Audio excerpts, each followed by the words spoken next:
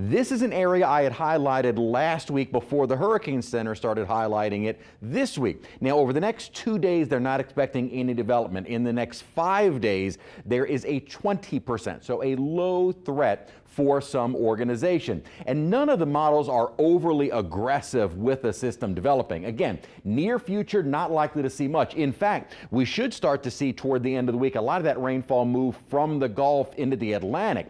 And that is where we could start to see some surface organization with perhaps a depression, maybe a storm trying to form. Again, at the moment, the model's not very aggressive with that happening.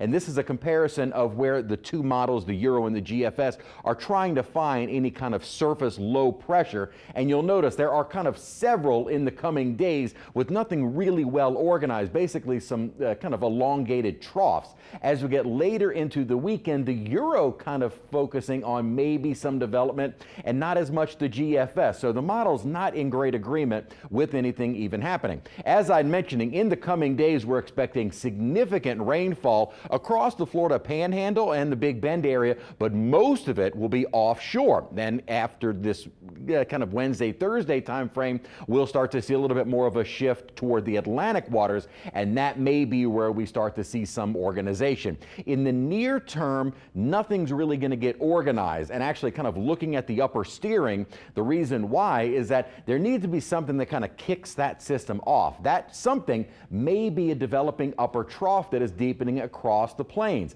As this continues to deepen farther south, we'll start to see more activity in the upper low, upper troughing.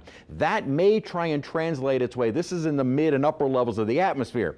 That's not where you want the low. You want the low at the surface, you're going to get tropical development. That may start to happen again more off the East Coast as we get into this weekend. As far as we're concerned, though, we're going to have this big blocking high kind of keeping any rainfall away from us, which is why our holiday weekend is going to be hotter and drier. Now, there is going to be a window for maybe something to try and form, but as we get later into early next week, upper ridging starts taking over, and you're not really going to see any development at the surface. And in fact, we might get a little piece of that upper low to kind of move our way, maybe triggering a better chance of rain as we get into early next week. So at least in the near term, we're not going to see anything. And even long term, the models are not in great agreement.